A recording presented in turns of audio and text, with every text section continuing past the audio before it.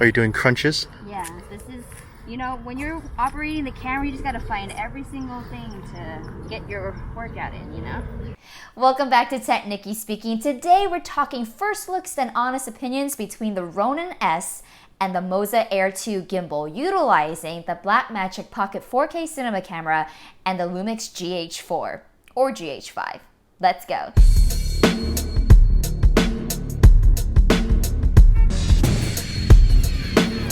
You gotta tell me where you're going so I can track you. So in keeping with being completely transparent, I have to thank Gudsen MOZA so much for sending me their Air 2 to review.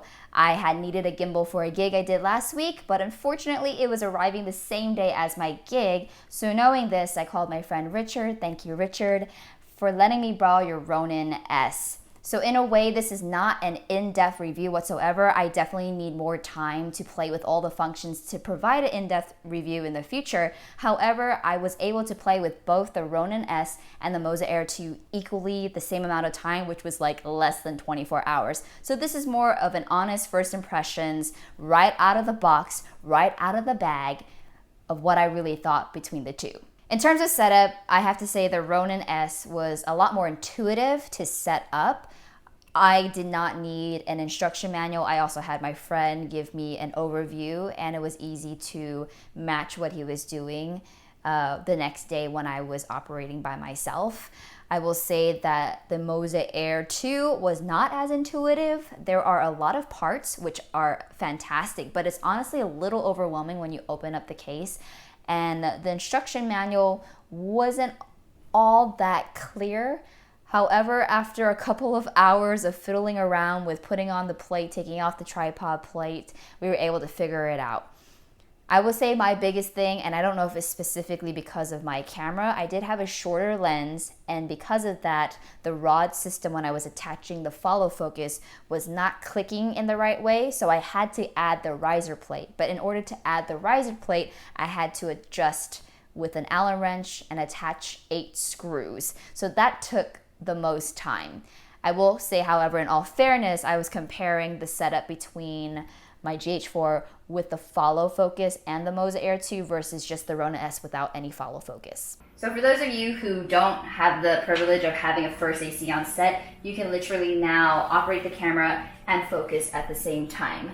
Now I will say the lens focus ring that was sent, it's an adjustable, but because Panasonic was so nice to let me borrow the 12 to 35, I'm not going to cut it just quite yet. So I'm gonna tackle weight and payload in the same category because size and weight does matter here. Oh my goodness, if you are carrying this gimbal for more than a couple of hours, your wrist will definitely start to hurt. You don't think 3.5 or 4 pounds are gonna be heavy, but doing the same motion constantly, it definitely can work muscles you never thought you could ever work.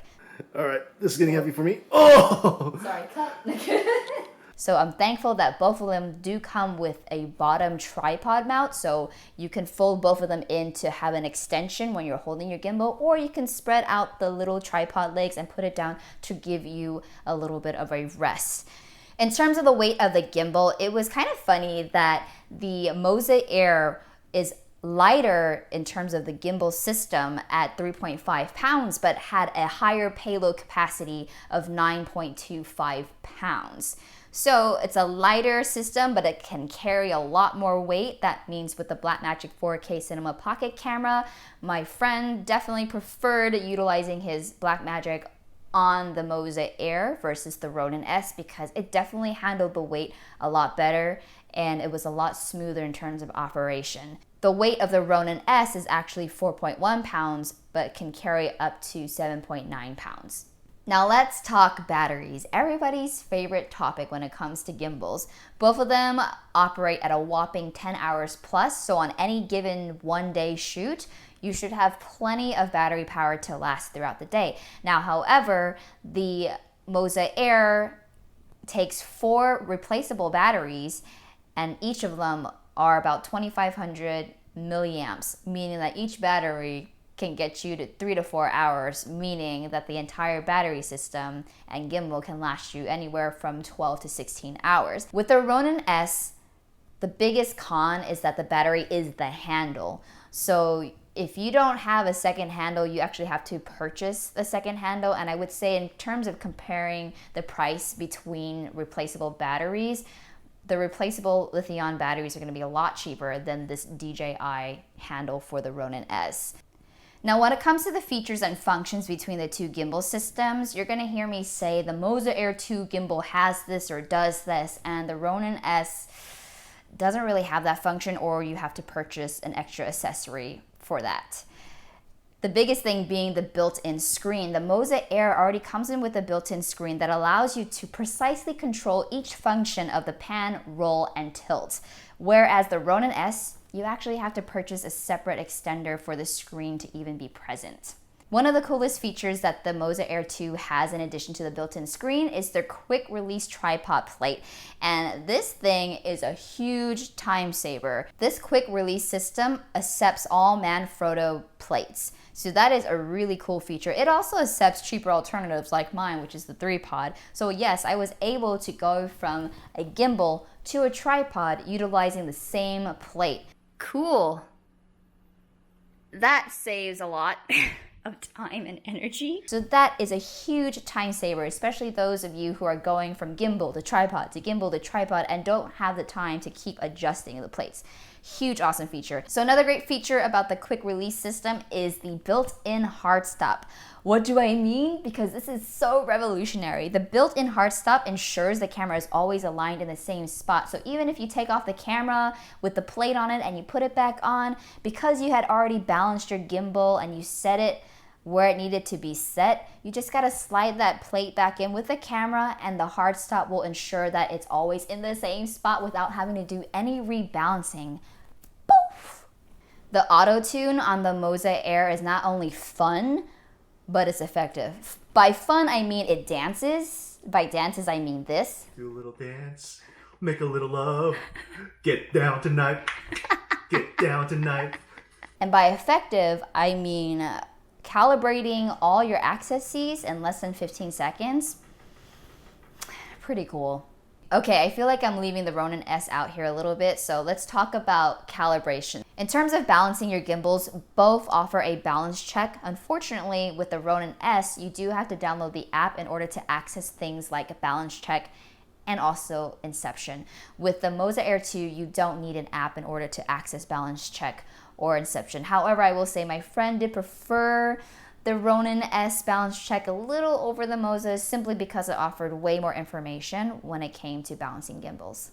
Finally, let's talk costs. When it comes down to costs, both gimbals will run you equally close to $600, but that is just right out the box. With the DJI, in order to get the same features like the built-in screen or cables or extra batteries, you're probably going to be spending a lot more on the DJI Ronin-S simply because it does not come with it. In addition, I have to say with the cost comes also the carrying case. I'm a huge person in how I'm going to be transporting this $600 gimbal. I will say that the case for the MOZA Air 2, well done guys. I really love the chic matte black with a zipper versus the styrofoam with the cutouts and a twisty knob that kind of holds the Ronin-S in place. But that's just my preference. Some of you may prefer the cutouts, and ultimately if you're utilizing and putting this gimbal in your backpack or your bag of choice, then I guess at the same time the Ronin-S is a little bit easier to break down to travel. So yeah, your choice, your preference. Well, there you have it. That was my honest first impression between the Ronin-S and the MOZA Air 2. Technically speaking, if I had to choose one, I definitely go with the MOZA Air 2 in terms of the payload, the overall feel, the battery life, the functions, the features, the built-in hard stop that allows me to take it from my tripod to my gimbal and back, and also the cost and overall value. The MOZA Air 2 definitely takes the cake. If you have any more specific questions in regards to the MOZA Air 2 or the Ronin-S, please leave your questions in the comments below. I definitely want to try to address them in an upcoming video after I've gotten to play more with the functions and features of both gimbals. Thank you so much for watching. If you made it this far, please give this video a thumbs up because algorithms. And also, if you haven't subscribed yet, please click subscribe. This channel is brand new to me.